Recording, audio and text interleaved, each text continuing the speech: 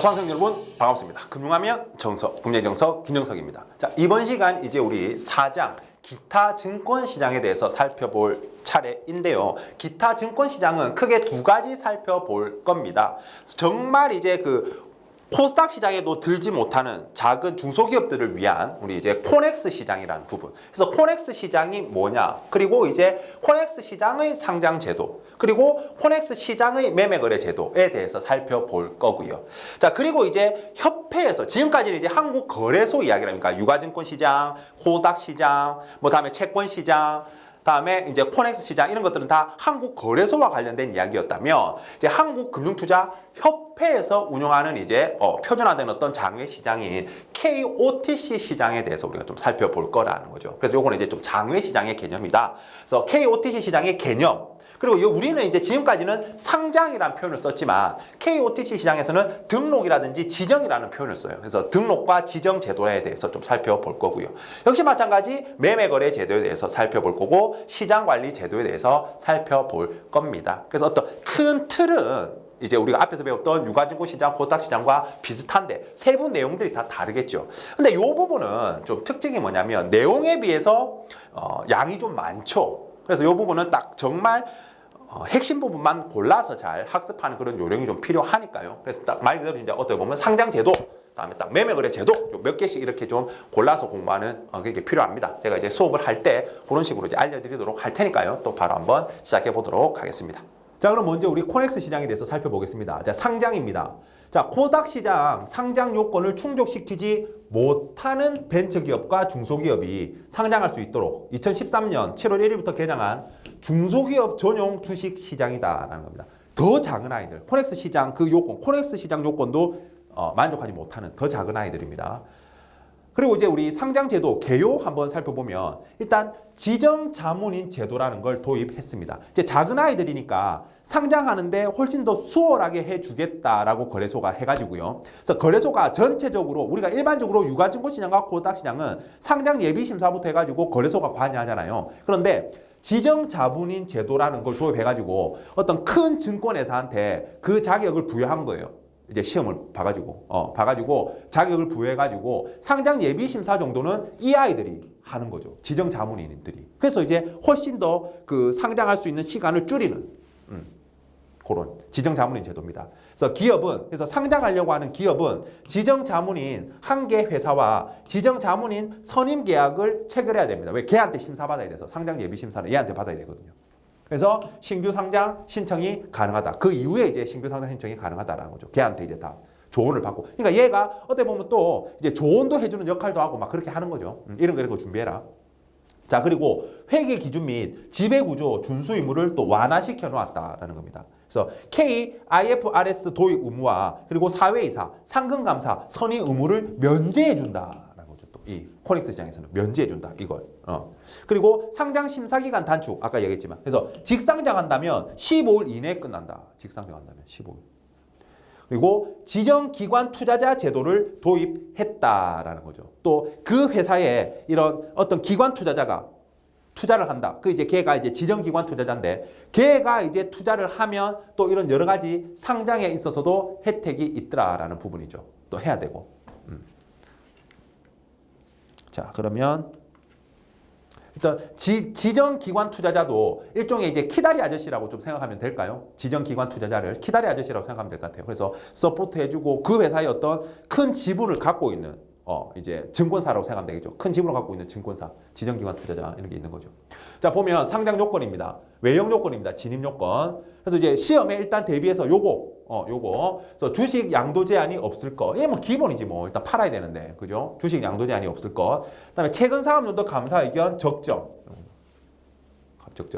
그다음에 방금 봤지만 지정 자문인 한 개 회사와 선임 계약을 체결해야 된다. 근데 특례 상장은 제외다. 아까 그 지정 기관 투자자들이 여기서 이제 또 활약을 하거든요. 그래서 필요한 게 지정 기관 투자자 제도거든요. 특례 상장은 제외하고 일반 상장일 때 지정 자문인 한 개사와 선임 계약을 체결해야 된다. 그리고 중소기업 기본법 제2조에 따른 중소기업에 해당돼야 된다. 중소기업에 된다. 대기업이면 안 된다.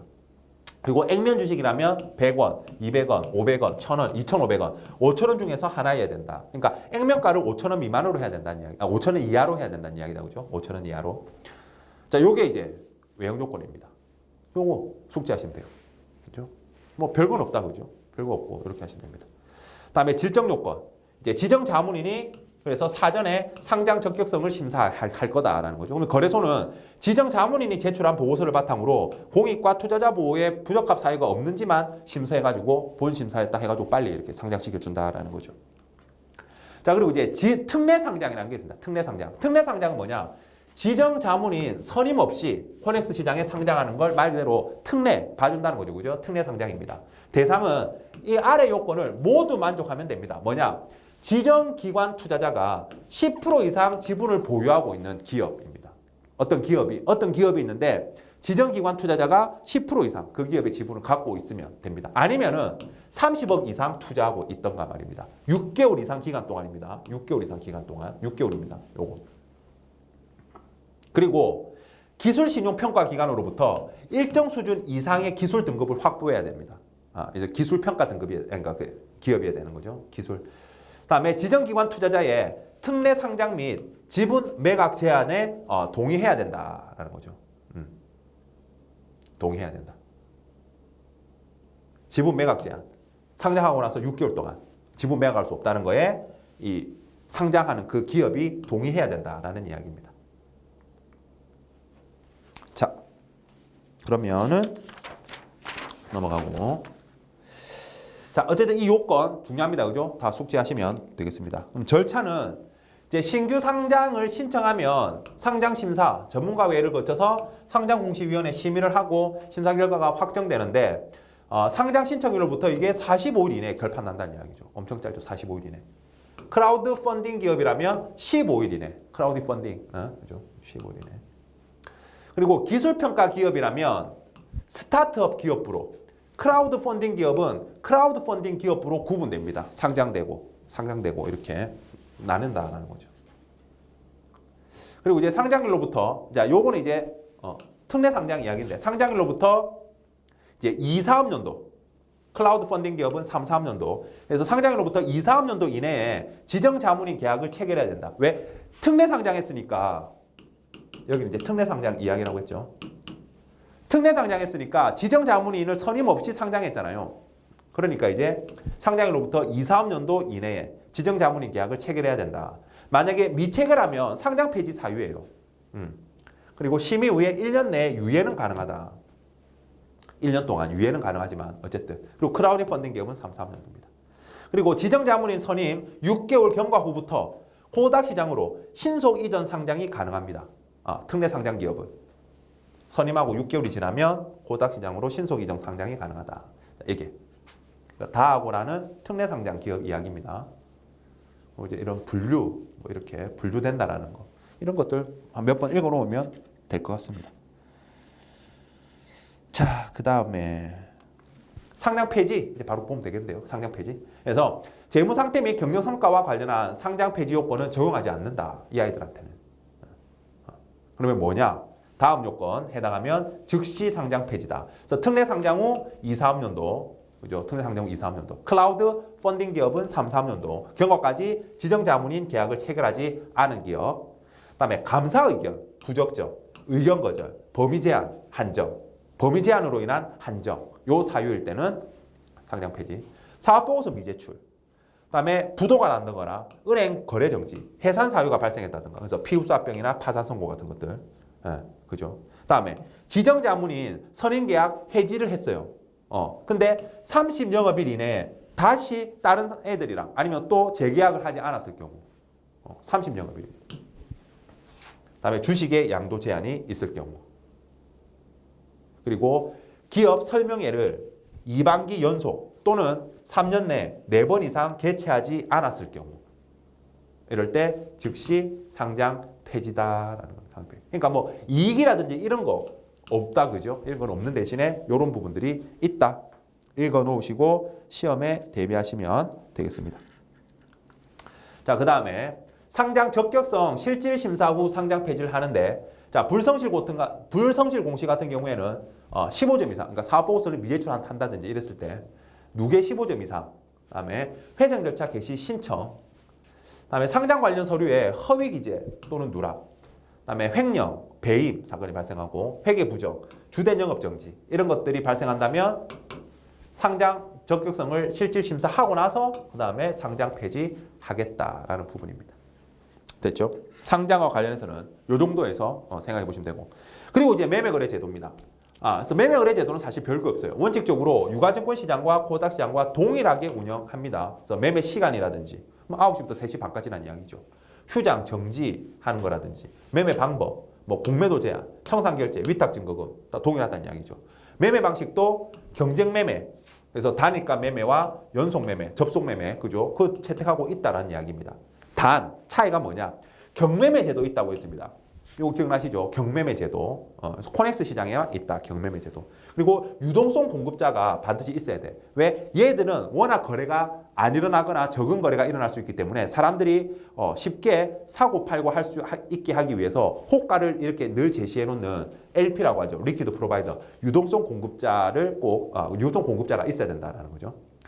그리고 호가 종류를 단순화했고요. 프로그램 매매 제도를 도입하지 않았습니다.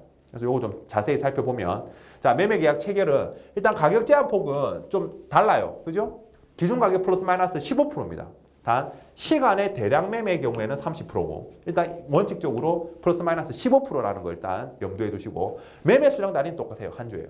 그러니까 호가 종류 단순화했다 그랬잖아요. 두 개밖에 없어. 지정가 호가와 시장가 호가, 이 두 개밖에 없다. 사실 이 두 개밖에 안 쓰죠. 그죠? 지정가 호가와 시장가 호가. 이렇다. 그리고 기본 예탁금 제도라는 게 있습니다. 그래서 투자자는 3천만, 이게 이제 많이 떨어졌죠. 사람들이 잘 안 하니까. 옛날에 1억이었는데. 그래서 투자자는 3천만 원 이상을 기본 예탁금으로 예탁해야 돼. 여기 내가 코넥스 시장에 투자하기 위해서는. 그래서 매수 시에만 적용하는 겁니다. 이거는. 그래서 현금 외에 대용증권도 허용합니다. 다만 충분한 위험 감수 능력이나 전문성을 인정합니다. 그래서 이런, 그러니까 전문가와 돈 많은 사람은 면제해 준다는 이야기죠. 그래서 자본시장법상 전문 투자자. 그래서 다음에 중소기업 창투회사, 다음에 개인 투자 조합, 이런 여기에 따른 개인 투자 조합, 이런 아이들은 이런 기본 예탁금을 예치 안 해도 된다라는 이야기입니다. 근데 일반 투자자들은 다 3천만 원 이상을 기본 예탁금으로 예치해야만 거래할 수 있다. 자, 그다음에 이제 경매매 제도 좀 여기서 자세히 한번 살펴보면 요거 이제 또 좀 알아야겠죠. 매도 측이 단수, 그러니까 파는 사람이 한 사람, 매수 측이 복수인 경우만 도입하고 있다. 그래서 신청 요건, 최소 신청 수량이 발행 주식 총수의 1% 이상 매도로서 5천만 원 이상의 매도다라는 거죠. 5천만 원 이상의 매도. 자, 이걸 만족하면 경매매 할 수 있다는 거죠. 그래서 최저 입찰 가격, 그러니까 매도 희망 가격, 팔고자 하는 희망 가격, 그리고 입찰 가격, 매수 호가는 당일 가격 제한폭 이내여야 된다. 가격 제한폭. 플러스 마이너스 15%. 그리고 최저 매도 희망 수량 미만으로 주문이 접수되면 전량을 체결시키지 않는다. 다음에 신청 방법. 3매매 거래일 전일 및 직전 매매 거래일의 장 종료 후부터 17시 30분까지. 그래서 매도인은 회원사를 통해서 거래소에 신청하고요. 매도인은 회원사를 통해 거래소 신청하고, 거래소는 해당 내용을 시장에 안내한다. 종목별로 1일 1건에 한한다. 1건에 한한다. 그리고 매매 체결을 어떻게 하느냐. 당일 장 개시 전 시간의 시장 중에는 8시부터 8시 반에 매도 호가 및 매수 호가 접수 후 8시 반에 체결한다라는 거죠. 8시 반에 체결한다. 그러니까 신청은 그 전날 장외 7시 반까지 하고, 실제는 당일날은 이렇게 시간의 시장 중에서 장 개시 전에 30분 동안 호가 받아서 8시 30분에 체결한다. 접수된 호가 현황은 공개하지 않습니다. 마찬가지 가격 우선의 원칙이고 시간 우선의 원칙이다. 그리고 매도 수량 전부가 체결되는 해당 주문의 가격을 전체 주문 가격의 체결 가격으로 한다. 무슨 이야기냐? 만약에 여기서 지금 현재 만주가 물량이다라고 했을 때, 만주가 물량이라 했을 때, 자, 11,000원에 일단 5,000주가 매수 수량이 3,000주, 2,000주 있으면 일단 이거 체결되겠죠. 체결되고, 그다음에 1,500원에 3,000주, 역시 마찬가지 3,000주가 체결될 겁니다. 그다음에 또 1,300원에 사고 싶다고 하는 사람, 그러니까 순서대로 이제 높은 가격부터 체결되겠죠, 그죠? 내가 10,000주를 내어놓았으니까 물량을 매도 희망 물량이 10,000주니까 내어놓았으니까 3,000주, 2,000주, 3,000주. 그다음에 이제 1,300원에는 나머지 2,000주만 남았다, 그죠? 그러면 2,000주가 체결되고 2,000주는 남을 거예요, 그죠? 자, 어쨌든 마무리된 금액이 얼마예요? 1,300원이잖아요. 그러면 얼마에 체결된다고? 전체 경매매 체결 가격은 1,300원. 그래서 전부가 체결되는 그 가격으로, 여기서 이제 전부가 체결되잖아요. 이 가격으로 전체 주문 가격을 통일시켜 준다라는 거죠. 우리 마치 던치 방식처럼, 그죠? 그렇게 준다. 이렇게 보시면 되겠습니다. 매매 체결. 그리고 이제 경매매 제외 사유. 그래서 시가 기준가 종목의 매매 거래 개시일, 시가 기준가 종목 매매 거래 개시일. 그다음에 매매 거래가 정지된 종목의 매매 거래 재개일. 그래서 매매 거래 정지 1일 이상, 장기 시전 시간의 거래 미해당 종목, 이런 종목들. 그다음에 정리 매매 종목. 그다음에 배당락, 권리락, 뭐 분배락, 주식 분할 또는 주식 병합되는 종목 등. 이런 아이들은 경매매가 안 된다라는 거죠. 고날은 또 그 아이들이나 고날은 경매매가 안 된다. 그래서 경매매 제외 사유는 뭐 가볍게 그냥 읽어보시면 이런 게 있구나 하는 정도 보시면 되겠고, 그다음에 소액 투자 전용 계좌가 있습니다. 그래서 기본 예탁금 규제를 적용하지 않는 계좌죠. 그래서 조금만 하니까 뭐 그 돈은 날려도 되지 않겠니? 라고 보는 겁니다. 그래서 연도별 3,000만 원 한도다라는 겁니다. 그래서 3,000만 원 한도로 저 계좌 내에서 코넥스 시장에 주식 투자하면 기본 예탁금 필요 없다는 거죠. 그래서 1인이 개설할 수 있는 계좌 수는 모든 증권사를 포함해서 1개입니다. 저 계좌는 1개. 그리고 고위험 선호 투자자에 해당되어야 계좌를 개설할 수 있어요. 그래서 이거에 해당하지 않으면 계좌 개설을 할 수가 없습니다. 우리 적합성의 원칙에 의해서. 자, 이렇게 보면 이제 매매거래 제도 여기까지거든요. 여기까지. 자, 그리고 이제 공시제도 살펴보면 공시. 그래서 코넥스 시장에서는 코스닥 시장에 적용하던 의무 공시 사항을 대폭 축소하여 최소한의 공시 규제만을 하도록 하고 있다. 아무래도 작은 아이들이니까 최대한 이제 규제를 완화시켜 주는 거죠, 그죠? 그래서 정기 공시는 사업 보고서 제출입니다. 사업 보고서 제출. 그래서 분기, 반기 보고서는 제출 면제입니다. 제출 면제. 대신 반년마다 1회 이상 기업 설명회를 개최해야 됩니다. 그래서 우리가 앞에서 상장 폐지 요건에 이 설명회 개최 안 한 거 있었다, 그죠? 그래서 개최했으면 결과를 개최일 다음 날까지 거래소에 신고하면 되겠다. 그래서 2반기 동안 연속해서 개최하지 않거나, 그러니까 1년 동안, 그죠? 다음에 3년 동안 4회 이상 개최하지 않은 경우 상장 폐지 사유다. 앞에서 봤다, 그죠? 분기, 반기 보고서를 제출하지 않는 대신에 반기마다 1회 이상 기업 설명회를 개최해야 된다. 이 부분이었습니다. 사업 보고서는 제출하고요. 다음에 이제 수시공시. 역시 주요 경영 사항은 신고하고 공시하는데 상장 폐지 등 시장 조치 관련 사항, 그리고 주요 사항 보고서 수준의 중요 사항, 그다음에 지배구조 변동 사항 및 횡령 배임 등 건전성 저해 행위를 중심으로 의무를 부과하고 있다. 이렇게 승각한 거. 그리고 상대적으로 긴급성이 적은 사항은 발행인의 다음 날까지 공시하면 되겠다. 그다음에 자율공시. 의무공시 사항이 대폭 축소된 만큼 자율공시 대상이 확대되었는데 자율공시 사항이라고 하더라도 공시한 이후에는 허위공시 등 불성실 공시 책임이 부과된다. 하는 거는 자유인데, 그죠? 다음에 조회공시. 중요한 경영사항과 관련된 풍문 또는 보도가 있을 경우 역시 거래소가, 그죠? 그래서 상장법인은 거래소의 조회공시 요구에 대해서 확정, 부인 또는 미확정으로 구분하여 답변하면 되겠다. 그래서 코스닥 시장과는 달리 주가 및 거래량 급변에 따른 조회공시는 적용하지 않는다. 조회 공시 요구에 대하여 요구 시점이 오전인 경우에는 역시 당일 오후, 오후인 경우에는 다음날 오전까지 답변하는데 매매 거래 정지를 수반하는 경우 역시 요구 시점과 관계없이 다음날 오후 6시까지 답변하면 되겠다. 이거는 뭐 다 좀 비슷하니까 읽고 넘어가면 되겠고, 그다음에 이제 불성실 공시 제도가 또 좀 달라요. 그래서 공시 불이행, 그다음에 공시 번복만 적용한다. 그래서 공시 변경은 적용하지 않는다. 불성실 공시에. 이런 차이가 있습니다. 그죠? 그다음에 각 공시의무 위반 사항에 해당하는 경우 불성실 공시법인 지정 예고, 그다음에 공시위원회 등 절차를 거쳐서 벌점이 부여될 수 있다. 이 정도 가볍게 읽어보시면 되겠어요.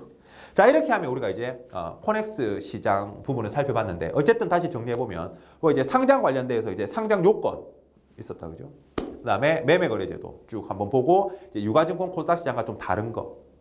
그다음에 우리 뭐 공시와 관련해서 좀 나왔는데 이제 상장 폐지 요건, 그죠? 몇 가지 좀 살펴보면 되고.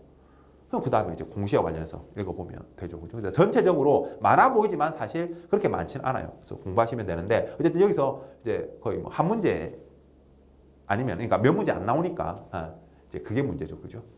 자, 그럼 이제 우리 다음으로 이제 KOTC 시장, 이제 장외 시장, 협회가 운영하는 장외 시장에 대해서 살펴보도록 하겠습니다. 자, KOTC 시장이란 증권 시장에 상장되지 아니한, 그러니까 비상장 주권의 장외 매매 거래를 위하여 누가 협회가 거래소 아닙니다. 협회가 운영하는 금융투자상품 시장을 말한다라는 거죠. 요거 잘 알아두시고.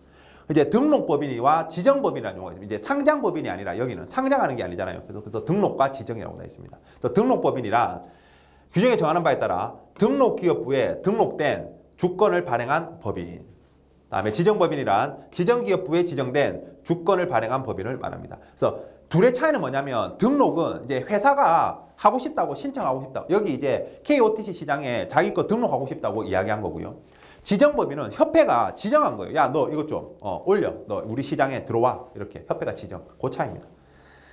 이제 신규 등록이란 등록법인 및 지정법인이 아닌 법인이 발행한 주권을 등록기업부에 등록하는 거. 신규 등록. 그다음에 신규 지정이란 등록법인 및 지정법인이 아닌 법인이 발행한 주권을 지정기업부에 지정하는 거 말한다라는 거죠. 용어 읽어보시면 될 것 같고. 자, 그럼 이제 등록 및 지정 제도입니다. 자, 등록기업부. 기업의 신청에 따라 협회가 매매거래 대상으로 등록한 비상자 주식을 발행한 기업이고요. 지정기업부. 기업의 신청 없이 협회가 직접 매매거래 대상으로 지정, 그러니까 비신청 지정 제도죠, 그죠? 지정한 비상장 주식을 발행한 기업이다라는 것들이 저 안에 들어간다라는 거죠. 이렇게 두 개의 사업부로 구분할 수 있다, 법인을 구분할 수 있다는 거고. 이제 신규 등록 요건은 뭐냐? 그러면 요거 이제 시험에도 대비하시면 되겠다, 그죠? 최근 사업연도 말 현재 자본 전액 잠식 상태가 아닐 것, 전액. 그다음에 감사 보고서상 최근 사업연도의 매출액이 5억 원 이상일 것. 요거 이제 매출액이 일단 5억 원입니다. 최근 사업연도 매출액 5억 원. 그다음에 최근 사업연도의 재무제표에 대한 감사인의 감사 의견이 적정일 것. 그래야 이게 신뢰도가 있을 거니까, 그죠? 그다음에 한국예탁결제원의 증권 등 시급 규정에 따른 주권일 것. 즉 통일규격 증권 발행. 그다음에 명의계서 대행회사와 명의계서 대행계약을 체결하고 있을 것. 주식 양도에 대한 제한이 없을 것. 요 요건입니다. 6가지 요건. 잘 숙지해 두시기 바랍니다. 신규 등록 요건이에요.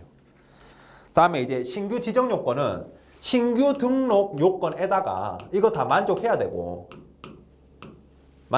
플러스 나머지 아이들 만족해야 된다는 거죠. 그러면 협회가 지정해서 이렇게 사업보고서 제출 대상 법인으로서, 그러니까 사업보고서 제출 대상 법인 으로서 최근 사업연도 사업보고서 등을 공시하고 있을 것. 다음에 모집 매출 실적 또는 증권신고서 등을 제출한 사실이 있거나 KOTC 시장 지정 동의서를 제출하였을 것. 다음에 증권시장에 상장되어 있지 않을 것. 다음에 신규 등록 요건을 모두 충족할 것 이야기했죠, 그죠? 요거. 그러니까 요겁니다. 이렇게. 그러니까 이게 중요하죠. 자, 그러면 우리 절차 한번 보면 신규 등록 절차입니다. 자, 외부 감사 일단 회계, 그죠? 회계 감사 받아야 되니까 적정해야 되니까 또 관련 이제 정관 정비하고, 그죠? 명의계서 대행계약 체결해야 되니까 이거 체결하고, 그다음에 통일규격 증권으로 이제 발행해야 되니까 발행하고, 소액 매출 신고 서류 제출합니다, 그죠? 제출은. 그래서 KOTC 시장 등록 신청하고 요건 심사하고 등록 승인 신청 후 10영업일이네. 그것도 빠르다, 그죠? 그래서 매매가 개시된다. 그래서 승인인 1일로부터 2영업일째 되는 날입니다. 승인인 1일로부터 2영업일째 되는 날 이제 시작된다라는 거죠. 매매가 개시된다. 그다음에 신규 지정 절차입니다. KOTC 지정 요건 심사하는 거죠. 다음에 지정 결정이 났다. 그래서 요건이 충족하면 협회가 직접 지정한단 말이죠. 그러면 이제 바로 매매 개시입니다. 결정일 2일로부터 2영업일째 되는 날. 마찬가지로 2일로부터 2영업일째. T 플러스 1인 거죠, 그죠? 지정일 2영업일째 되는 날, 요 날이니까, 그죠? 2일로부터 2영업일째, 1영업일, 2영업일이니까, 그죠? 그다음에 자, 혜택은 뭐가 있느냐? 여기에 하면 자, 기업의 자금 조달에 도움이 된다. 왜? 그래도 비상장 주식이라도 우리는 장외 시장에 이렇게 KOTC 시장이라고 하는 장외 시장에 등록이나 지정되어 있으니까 우리 회사는 또 이렇게 그 주주의 그러니까 또 주주의 황금성 제고 팔기도 그래도 그냥 일반 비상장 주권보다는 팔기가 쉬울 거고죠. 시장이 형성되어 있으니까. 그리고 코스닥 상장할 때 당연히 혜택 주겠죠. 그리고 벤처기업 소액주주가 KOTC 시장을 통해서 매매를 했을 때는 양도소득세를 받지 않겠다. 비과세다. 다음에 기업의 홍보 효과와 공신력 제고. 어떻게 보면 상장 혜택이랑 많이 비슷하다, 그죠? 그리고 요것만 조심하시면 되겠죠. 라만. 자, 그 다음에 이제 우리 매매거래 제도입니다. 매매거래 제도. 여기도. 매매거래 시간은 똑같네요. 9시부터 3시 반까지. 일반 우리 주식시장과 똑같습니다. 대신 동시호가와 시간의 시장이 없다. 조심하시고. 호가 수량단위 한 주. 호가 가격단위 유가증권 시장과 동일하게 7단계. 1,000원, 1,000원부터 5,000원, 5,000원부터 만원, 만원부터 2만원, 2만원부터 5만원, 5만원부터 10만원, 10만원부터 50만원, 50만원. 7단계. 그래서 가격 제한폭 7단계가 맞나요? 1,000원, 1,000원부터 2,000원, 2,000원부터 5,000원. 2,000원이 있나요? 1,000원부터 5,000원이죠. 1,000원부터 5,000원. 5,000원부터 만원. 만원부터 5만원. 5만원부터 10만원. 10만원부터 50만원. 50만원 이상. 하나, 둘, 셋, 넷, 다섯, 여섯, 일곱. 맞죠? 다 50, 50이죠. 50, 50. 자, 그래서 가격 제한 폭은 역시 30%. 플러스 마이너스 30%. 유가증권 시장과 똑같네요. 그죠? 이렇게 보시면. 그러니까 유가증권 시장과 동일한 게 많다. 그죠? 이제 요것만. 동시호가 및 시간의 시장이 없다는 거. 조심하시면 되겠습니다. 자, 그리고 매매 체결 방식이 장외 거래잖아요. 그러니까 접속 매매가 아니겠죠. 장외 거래니까 상대 매매 방식이다. 경쟁 매매가 아닌 거죠. 상대 매매. 그래서 매도 호가와 매수 호가의 가격이 일치하는 경우, 일치하는 수량 범위 내에서 자동 체결된다. 그러니까 누군가가 만원에 100주 팔려고 한다. 근데 누군가가 만원에 100주 살려고 한다. 체결되는 거죠. 아니면은 만원에 200주를 팔려고 한다. 근데 만원에 100주를 살려고 한다. 그럼 100주만 체결되는 거고. 이렇게 일치되는 가격으로 상대 매매 방식이다. 장외 거래니까요. 이거 조심하시면 되고. 그다음에 주문 절차, 계좌의 개설. 기존 증권 계좌가 있는 경우 동 계좌를 통해서 거래가 가능하답니다. 또 투자자 유의 사항 확인하고 호가 및 시세 확인하고, 그죠? 그래서 주문 제출, HTS나 전화 등을 통해서 하면 지정가 주문만 가능하다고 하네요. 지정가 주문만. 자, 가볍게 넘어가면 되겠고, 위탁 증거금. 매수의 경우 매수대금 전액, 매도의 경우 해당 매동 증권 전부를 위탁 증거금 100%로 징수한다. 위탁 증거금은 100%네요. 그죠? 다음 수도결제 방식이랍니다. 그래서 매매 계약 체결일로부터 기산하여 3일째 되는, 즉 T+1 똑같아요. T+1. 예, 한국예탁결제원을 통해서 금융투자회사 간 상대 차감 방식으로 결제한다. 어쨌든 T+3일이라는 거 결제. 예, 보통 결제 방식이다라는 거죠. 자, 그리고 거래비용, 위탁 수수료는 금융투자회사가 자율적으로 결정할 거다. 증권사가 알아서 결정할 거고, 위탁 수수료. 증권거래세. 자, 매매거래 결제 시 한국예탁결제원이 매도대금의 0.23%입니다. 0.23%. 2023년 1월부터는 0.15로 이제 내려가죠. 그죠? 금융투자 소득이 이제 시행되면서 내려갑니다. 그리고 이제 양도소득세. KOTC 시장을 통한 매매거래 시 벤처기업 소액주주의 양도 차익에 대해서는 비과세라고 계속 이야기했습니다. 그죠? 그리고 양도일이 속하는 반기의 말일부터 2개월 이내에 예정신고를 하지 않으면 무신고 가산세가 부과된다. 그러니까 신고하라는 이야기입니다. 예정신고. 그죠? 반기의 말일부터 2개월 이내에 예정신고를 해야 되고, 그리고 이제 한 해 치를 5월 달에 이제 종합소득 신고할 때 같이 신고하는 거죠. 그죠? 그렇습니다. 다음에 공시제도. 자, KOTC 시장 등록법인은 KOTC 시장에서 정기공시, 수시공시 및 조회공시할 의무가 있다. 그죠? 공시해야 될 의무가 있다는 거고. 지정법인은 KOTC 시장에서 공시할 의무가 없다.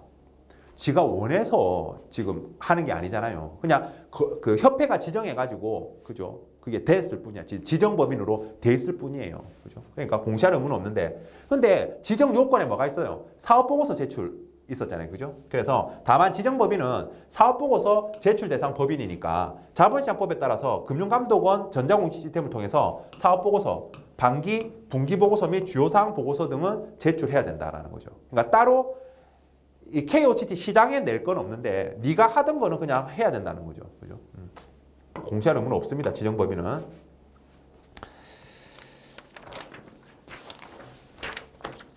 자, 그 다음에 그러면 등록법인 이제 공시제도 보겠습니다. 등록법인은 이제 해야 되니까 정기공시 발행인에 관한 사항을 기재한 서류 및 감사보고서.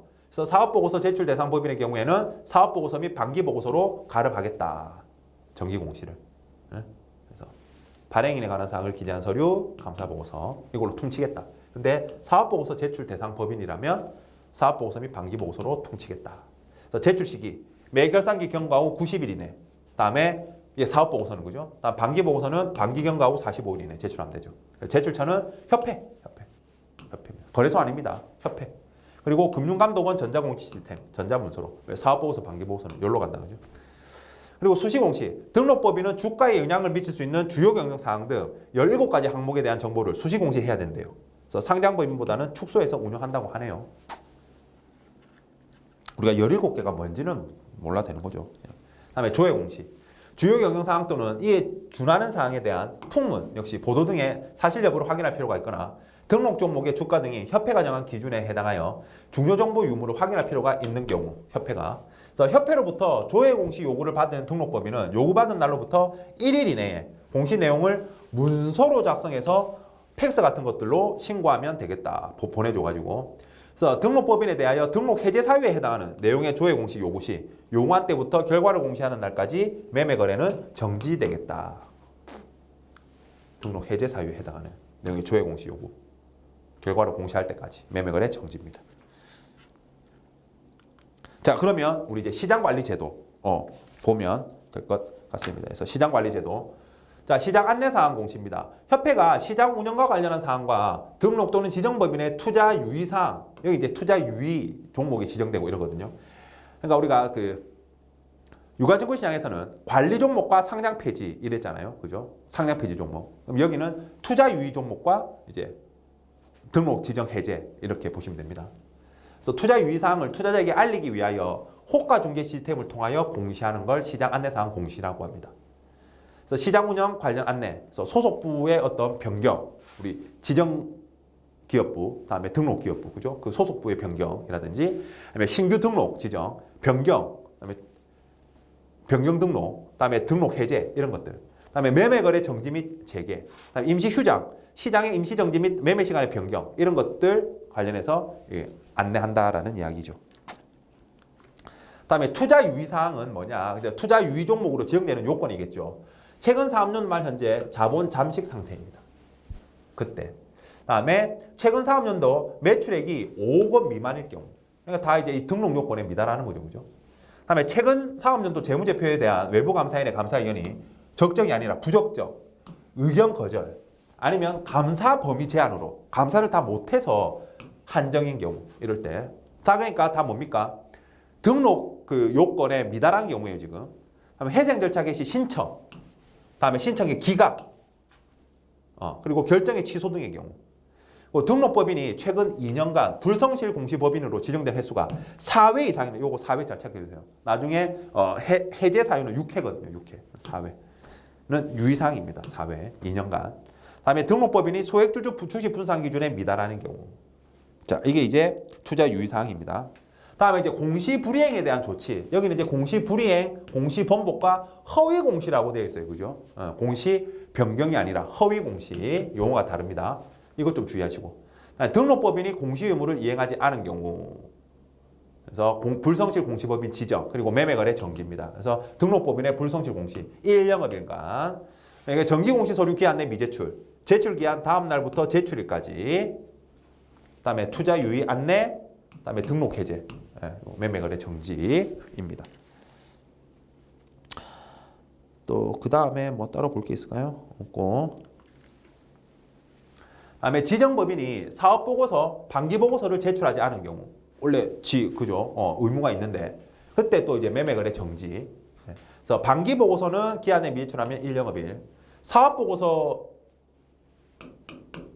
기한 내 미제출이라면, 그죠? 제출 기한 다음 날부터 제출일까지. 그리고 역시 투자 유의 안내나 지정 해제에 해당하면 역시 매매 거래가 정지되겠다라는 부분입니다. 그죠? 그리고 매매 거래 정지되고 그리고 사업보고서 반기 보고서를 제출하지 않은 경우 투자 유의 안내에 해당되고, 그죠? 그다음에 지정 해제 사유에 해당된다라는 이야기입니다. 그죠? 자, 여기 오타 고치려고 하다 보니까 오타가 어디 있었죠? 사업보고서 기한입니다. 그죠? 이렇게 좀 체크해 놓겠습니다. 수정을 위해서. 자, 그리고 이제 등록 지정 해제입니다. 해제 사유, 등록법인만 해당하는 거. 등록 신청서와 첨부 서류의 내용 중 중요한 사항의 허위 기재 또는 누락 내용이 투자자 보호를 위해 중요하다고 판단되는 경우, 뭐 좋은 말이죠. 다음에 최근 2년 이내에 불성실 공시법인으로 지정된 횟수가 6회 이상인 경우. 아까 그 유의사항 안내는 4회였다, 그죠? 그럼 뭐 이 정도 좀 조심하시면 되겠죠. 시험 대비해서는. 다음에 최근 사업년도 말 현재 다음 항목의 어느 하나에 주식 분산 기준에 미달하는 경우, 이 경우 신규 등록일이 속하는 사업년도 다음 사업년도 말부터 적용한다 되어 있습니다. 뭐냐? 보통 주식의 소액주주 수가 50인도 안 될 때 50인 미만입니다. 소액주주가. 다음에 소액주주 보유 조성주식 수가 전체의 1%의 미달. 자, 요럴 때. 그러니까 분산 기준의 미달인 거죠, 이게. 다음 항목 어느 하나. 둘 중 하나. 그죠? 다음에 등록법인이 등록 해제를 신청하는 경우, 이럴 때입니다. 자, 이 정도 숫자 체크하시면 될 것 같습니다. 다음에 이제 지정법인도 마찬가지입니다. 발행업 또는 수표의 최종 부도 결정, 혹은 거래은행과의 거래 정지, 최근 사업년도 말을 기준으로 자본 전액 잠식 상태, 그다음에 최근 2개 사업년도에 연속하여 매출액이 5억 원 미만. 한 번은 뭐였습니까? 유의사항 안내였죠. 두 번. 그다음에 최근 사업년도 재무제표에 대한 외부감사인의 감사 의견이 부적격, 의견 거절이거나 최근 2개 사업년도에 연속하여 감사법의 제한으로 인한 한정인 경우. 그다음에 주된 영업이 6개월 이상 정지되어 자녀 사업 부분만으로는 실질적인 영업을 영위하기 어렵거나 영업 전부가 양도되는 경우. 이럴 때 등록 지정 해제된다. 그래서 해제 종류는 협회 직권으로 해제하는 거, 아니면 아까 등록법인 신청에 의한 등록 해제하는 거, 이렇게 두 가지가 있겠죠. 해제 절차는 해제 사유가 발생하면 일단 매매거래 정지다, 그죠? 그래서 해제 사유 발생일 다음 날부터 3영업일간입니다. 근데 시장의 상장을 이유로 이제 해제할 때는 매매거래 정지가 되지 않는다라는 거고요. 상태가 안 좋은 게 아니니까. 그리고 해제 및 정리매매 안내 공시라고. 그래서 정리매매는 매매거래 정지기간 3영업일이었다, 그죠? 종료 후 10영업일입니다. 우리가 일반 7영업일이었잖아요. 유가증권시장에서는 7영업일이었는데 여기는 10영업일입니다, 그죠? 10영업일. 정리매매 할 수 있다. 그래서 등록 또는 지정 해제, 정리매매 기간 종료 후 다음 영업일에 등록 해제 또는 지정 해제가 된다라는 거. 해제 절차도 좀 알아두시면 되겠다, 그죠? 자, 이렇게 하면 우리 이제 된 것 같습니다.